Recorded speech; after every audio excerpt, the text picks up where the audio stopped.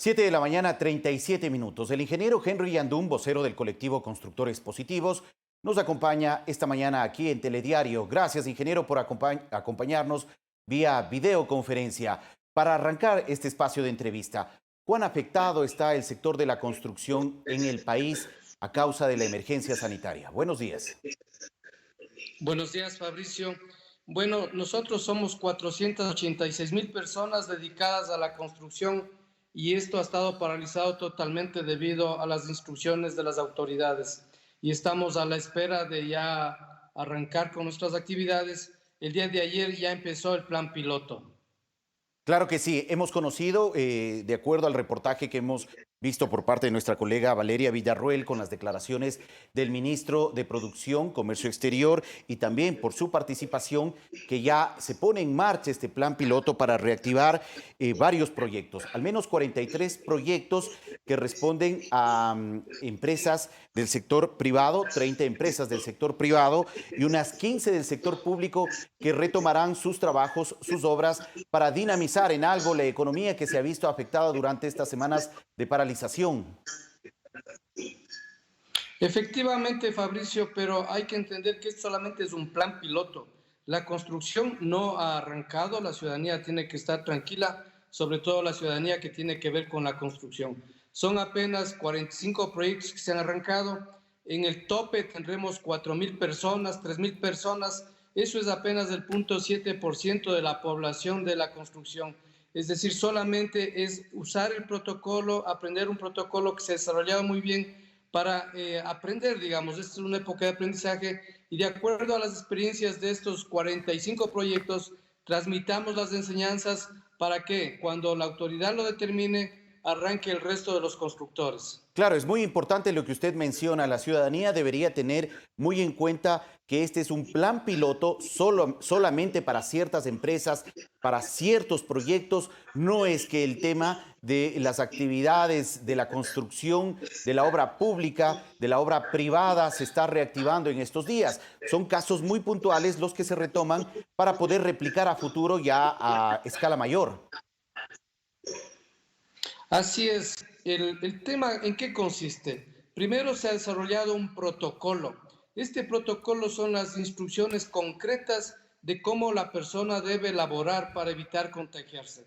Desde el momento que se lo recoge de su domicilio, se lo transporta, ingresa a la obra, la manera de alimentarse, de trabajar, mantener la distancia, hasta el momento que regresa. Aquí lo que se trata es de hacer una prueba para priorizar la salud de las personas. Y una vez que nosotros estemos seguros que esto ha funcionado, que los trabajadores están aplicando las normas, la idea es transmitir estas enseñanzas al resto de la población. O sea, Ingeniero, nosotros lo que estamos es probando un protocolo ajá. y se han tomado estas 45 empresas de diferente tipología, pequeñas, medianas, grandes, en la primera etapa, en la mediana o acabando, un tipo de obras tipo centros comerciales, hospitales, de todo tipo de obras, porque la idea es probar el protocolo para que cuando la gente vaya a trabajar el contagio se minimice. Nosotros tenemos que entender como ciudadanos que el virus va a estar ahí por 1 o 2 años más, entonces ya tenemos que regresar a laborar a pesar del virus. Pero el concepto de un buen uso del protocolo es de que no se contagien debido al trabajo.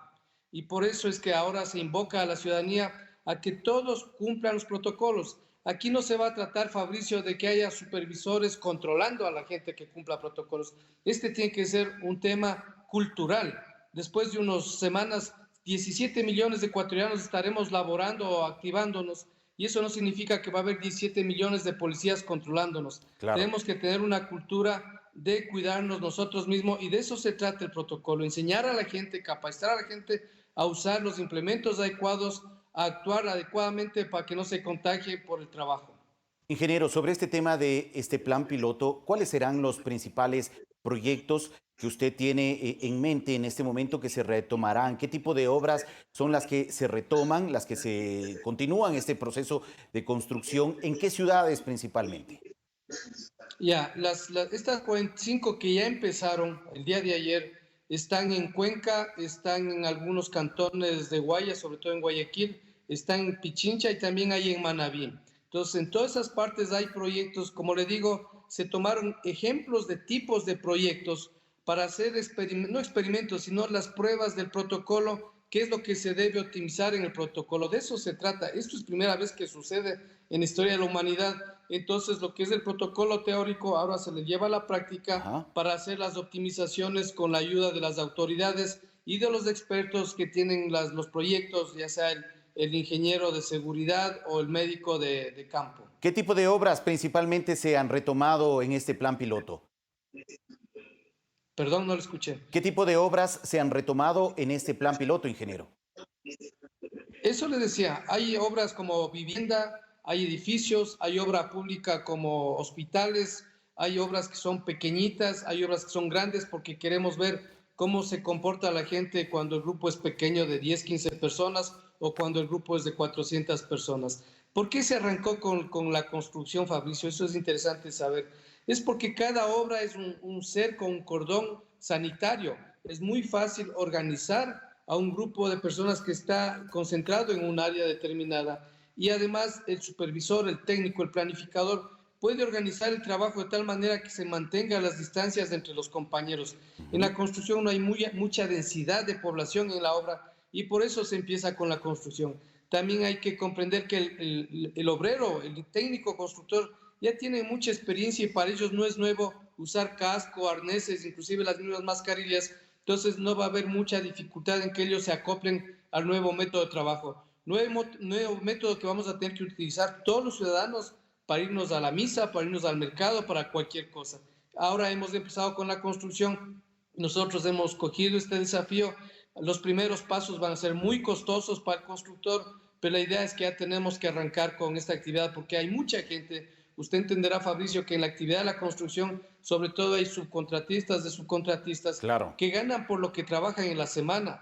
Ya son varias semanas que no han trabajado y ya comenzamos a tener un problema de que ellos necesitan alimentarse al final de cuentas. Y es por eso que estamos empezando por delegación de las autoridades Ajá. esta actividad en la construcción. Ingeniero, para terminar esta entrevista, ¿cuáles son las expectativas del sector de la construcción frente a esta realidad que estamos viviendo? ¿Cuáles son las proyecciones eventualmente de decrecimiento durante este año? ¿Se contraerá aún más el sector de la de la construcción como ya venía durante estos últimos años registrándose lamentablemente esos indicadores?